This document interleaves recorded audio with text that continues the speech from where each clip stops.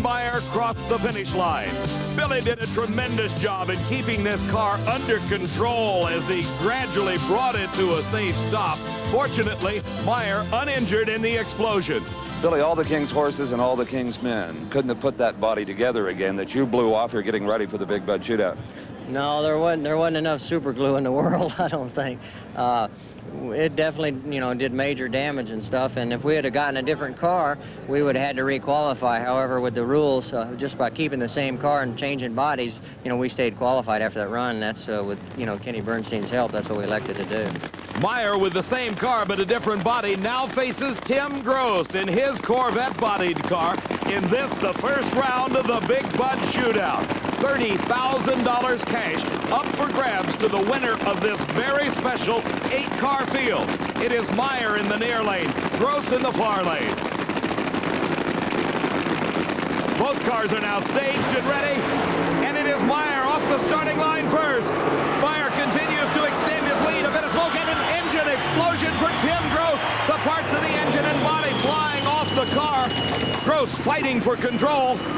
It heads to the guardrail, but he brings it to a safe stop, parking it on the grass right next to the racetrack. The car continuing to smoke. That's Tim Gross coming out of the escape hatch and rolling off the top of the car. There's Billy Meyer over to check on Gross to see about his condition. Gross suffering one of the major engine explosions of his career. As he approached the finish line, the car literally exploded into a ball of flame, and in the center of that fireball is Tim Gross. Earlier, Steve showed us how complicated it is to drive one of these cars. Consider Tim Gross. He's already performed some 8 separate maneuvers to this point. Then the engine explodes. Now he's got to worry about hitting the fire bottles, but most importantly, keeping the car under control, driving it in his own lane to a safe and upright stop. All of this with a fire coming up directly in his face. It looked like you tried to get it stopped just as quickly as you could to get out of it. Yeah, I did. Obviously, the fire came right in on my face, so I was doing what I could do to get the fire bottles to activate and all. But when the window's going out and the fire's coming in your face, it's really hard to contain that fire up front. I don't know if the tank exploded yet or not. I didn't even look at it yet. Sorry to see you have all these problems. Well, thank you, Stephen. That's part of the game, right? Tim Gross out of competition but uninjured, protected by the NHRA safety rules that have once again done their job.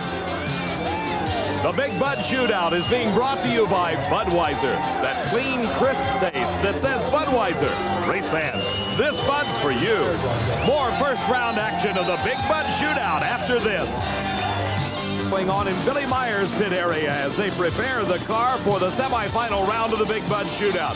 The Meyer crew, under the direction of Mike Guger and Mark Stewart, doing all the necessary between-round maintenance on that 3,000 horsepower engine. We're at Indianapolis Raceway Park for the Big Bud Shootout. This is round number 1 action, and this is Ed McCulloch. He has the distinction of racing against Mark Oswald at the wheel of the Candies and Hughes Pontiac. Oswald, the 1984 NHRA World Champion from Cleves, Ohio, drives the car that is based out of Houma, Louisiana.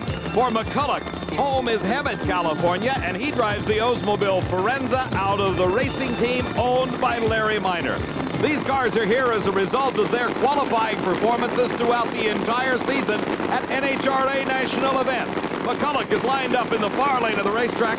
In the near lane is Mark Oswald. Both cars are ready. McCulloch responds first. He's off the starting line ahead of Mark Oswald. But look at the horsepower of the Candies and Hughes car. Just thunders past in the finish line to a 5.73-second elapsed time at 258 miles an hour. Back at the starting line, our next pair getting ready. This is the car driven by John Force, a Chevrolet Cavalier. And here is the winner of the Big Bud Shootout back in 1984, Tom McEwen. After nearly 30 years behind the wheel of drag racing vehicles, McEwen enjoying his best season ever He's already won 2 races this year. The Cajun Nationals down in Baton Rouge, Louisiana, and the North Star Nationals up at Brainerd, Minnesota. For John Force, he has yet to win a national event, but his qualifying efforts this season put him in a very commanding position here in the Big Bud Shootout. For Tom McEwen, his highest qualifying positions came in the 2 races he has won this season. The burnouts are completed. Both drivers now concentrating on the procedures necessary to get a good start. Following the directions of their crewmen, they pull up close to the starting line. Then they inch forward into the staging beams that go across the racetrack. They are light beams. When they are in the proper position, the 2 lights on the top of the Christmas tree indicate to starter Buster Couch. Anytime now, you can throw the switch. And it's a green light start for both drivers. A little bit of smoke, but a close race. At the finish line, John Force by a matter of inches. John Force defeats Tom McEwen, and what a great race it was. 5.86 seconds. His speed, 252 miles an hour. Let's take a look at this one again. It is McEwen in the far lane, John Force in the near lane. They leave the starting line with McEwen getting an ever so slight advantage. But John Force puts together a great run in the middle of the racetrack. He begins to pull ahead of Tom McEwen, and as he just inches by, they near the finish line, and there you see it. By about a wheel length, John Force defeats Tom McEwen. Well, Dave, as you saw, that race was so close, John Force, you didn't know for sure if you'd won it. I didn't know, but I was upset from the start line. I got that old look through the window, drive it off again. I'm telling Cole, what are we doing now? But he seemed to know, and it worked. And I made a move on McEwen, and he came back around me again, and I'm thinking, wow. Next thing I know, I'm in the lights, and I'm looking for someone to cheer. What's wrong with these people down here? They got to let me know who's winning these races. Well, here I am to do just that. Austin said what to you, or showed you what sign? He looked through the window, and he said, she ain't holding on the starting line. Drive her off again. We know she'll muscle and run 67 like she did the other day. And how does he tell you that? You can't hear him. Oh, he gives me a little bit of this, a little of that, and throws in pizzazz like he always does and confuses me. But this weekend we got serious. He told me what he wanted and drove it off, and thank God it worked. Go get him. Thank you. John Force talking about his crew chief, Austin Coyle, as if he were a baseball coach in the third base box, giving signals to his batter. Our next pair getting ready to go. The defending champion, the #1 qualifier, is in the near lane. That's Kenny Bernstein. He is racing against Johnny West. West out of Chandler, Arizona, the latest in a long series of drivers for his car owner and crew chief, Roland Leong. West, in his first full season of NHRA National Event Competition, qualified very well for the Big Bud Shootout, but he'll need all the performance he can find here today as he is racing the hottest driver on the circuit, Kenny Bernstein. In time trials yesterday, Bernstein ran the fastest time ever by a funny car at over 271 miles an hour. Bernstein is the reigning world champion and had an incredible season a year ago when he won 6 NHRA national events, a new record, plus this race, the Big Bud Shootout. Thus far this season, he has won 2 races, the Grand Nationals in Canada and the Summer Nationals in Englishtown, New Jersey. He's the odds-on favorite to repeat as the world champion of funny cars. The lights go green, and Bernstein goes up in smoke. He moves first, but the car's smoking violently, and Johnny West, in the upset of the Big Bud Shootout, moves into the semifinals. What a disappointment it has to be for the defending champion. Kenny Bernstein moved first. The tires instantly lost traction. Huge clouds of smoke billowed up out of the rear of the car. As we see in slow motion replay, Bernstein had the advantage off the starting line, but it went away instantly, and Johnny West headed to the finish line and took the big win. Now some confidence for the semifinal. Well, you know, we always have a tough round. Nobody's easy around here, so, you know, as Bernstein knows, you know, nobody's a for sure win, so we'll just press right on. Thank you, man. Johnny West with a bright smile on his face, obviously showing the elation of the moment as he took the upset win over the #1 qualifier. That sets up our semifinal pairing. John Force against Billy Meyer. Meyer has lane choice by virtue of the lower elapsed time of the first round. And Johnny West may have gone from the frying pan right into the fire. He races Mark Oswald, who had a 5.73 second elapsed time, the quickest of the first round of eliminations. And this is the legendary Austin Coyle, preparing a piston for the semifinal round of John Force's car at the Big Bud Shootout. Along with Steve Evans, and a huge crowd has jammed into Indianapolis Raceway Park to watch the 8 best funny cars in the world do battle. We're down to 4 cars, the semifinal round. John Force against Billy Meyer. Meyer in the far lane of the racetrack, not using the normal Mustang body. He destroyed that in that time trial explosion. Perhaps the most interested spectator amongst this huge crowd is at the far end of the racetrack with Steve Evans. Dave, joining me down here at the far end is 4-time funny car world champion Don Prudhomme. And Don, the semifinals of the Big Bud Shootout are coming up. Your impressions, predictions, if you will.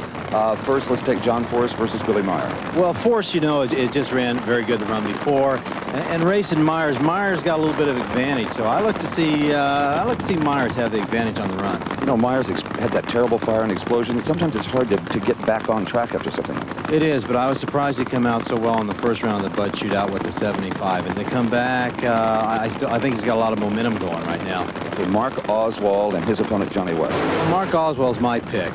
He's strong. Mark's, you know, he's been running good all year, and he's running very quick the first round. I'd like to see him go all the way. All right, let's go back to Dave McCulloch and the semifinals of the Big Bud Shootout. And Steve, as you know, Don Prudhomme will be back in competition in 1987, and I wouldn't be surprised to see him right here in the midst of the Big Bud Shootout because he always races hard and qualifies very well. But the spotlight right now is on these 2 cars. This is Billy Meyer racing against John Force, and there's Austin Coyle. Watch close. Maybe you can pick up some of the tips that John Force gets from his crew chief by virtue of hand signals. That one obviously indicates, let's stop.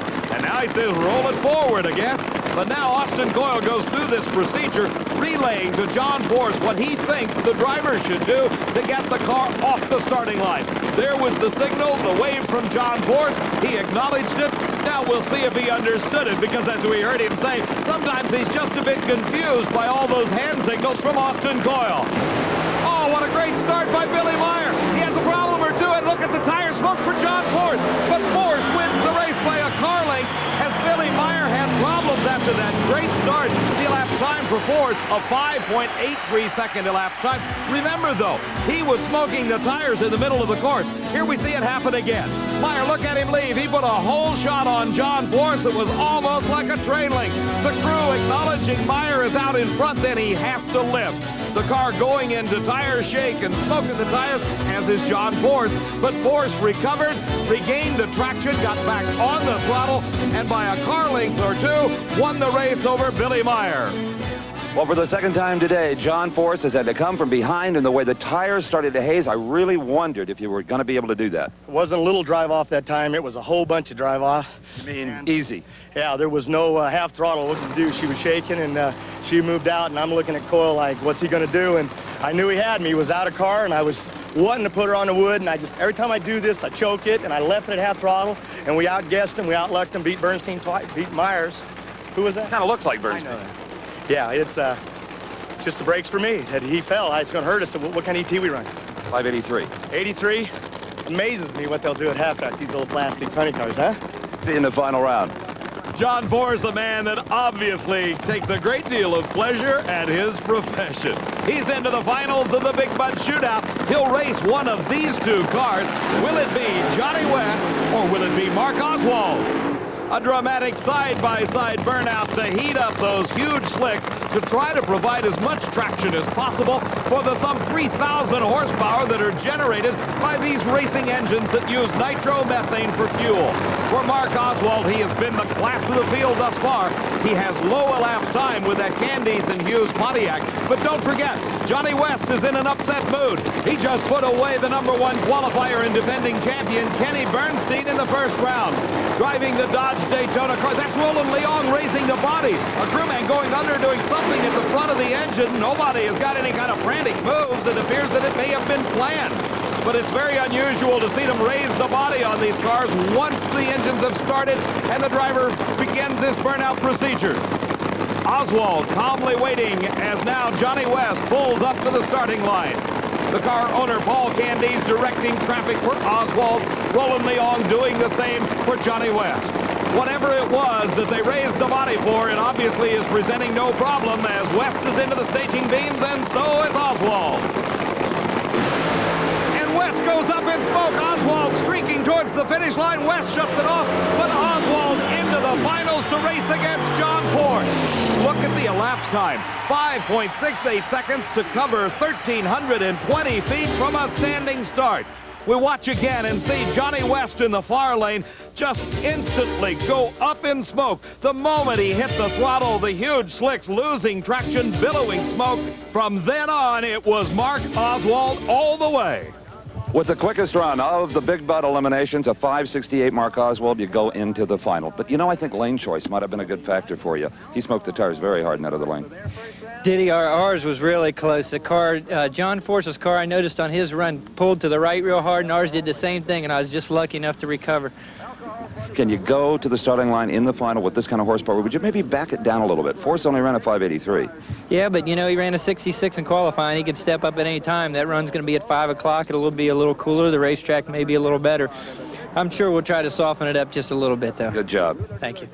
When we come back, $30,000 will be on the line on one single race between Mark Oswald and John Force as these two face each other down in the finals of the Big Bud Shootout.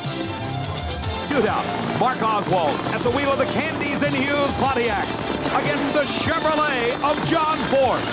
$30,000 up for grabs in this single run over a quarter-mile distance. Recognizing the fact that these drivers have been competing for an entire season to earn the right to race in the Big Bud Shootout, in this final run, the winner will be compensated at a rate of more than $5,200 a second or $22 a foot for the quarter-mile run. Consider that the next time you go in and ask your boss for a raise. Of course, the money has got to increase the pressure on Mark Oswald and John Force, and Force has the whole shot, but Force crosses the center line and Oswald wins the race. Oswald wins. Force disqualified after a great starting line maneuver when he pulled ahead of Mark Oswald. Mark ran a 5.72 second elapsed time, but it really wasn't important. What happened was Mark Oswald was late off the starting line. John Force had the advantage, but smoked the tires, lost control, went across the center line, and was disqualified. At that point, Mark Oswald, the Big Bud Shootout champion, $30,000 richer. Knowing this young man as I do, I would say more than the $30,000 is the satisfaction he gets today from defeating 7 of the best funny cars in all the world. And what a valiant opponent he had in the final round, John Force. Mark, you did it. Congratulations. Thank you. We're really happy for old Milwaukee Pontiac Motorsports. You know, we're just tickled to death, and to Budweiser for putting on an event like this to where we can race for this kind of money. You know, it was a great battle in qualifying for it all year. And, you know, John Force was right there. In fact, he qualified ahead of me. It was just anybody's race. He was off the mark first. Was he? Yeah, it was a good race. I think he came right over the center line. I know he must have had traction problems. Our car was a little bit loose. But indeed, it's a fine day for Paul Candies, Leonard Hughes, and Mark Oswald. A world title, and now this. Quite a career. Yeah, everybody on the crew's just been, you know, working as hard as they can, and we'll be back again tomorrow for the same thing. In spite of all that money, Oswald ready again for another day of racing. The Big Bud Shootout has been brought to you by Budweiser, that clean, crisp taste that says Budweiser. Race fans, this Bud's for you. This has been a presentation of Diamond P Sports.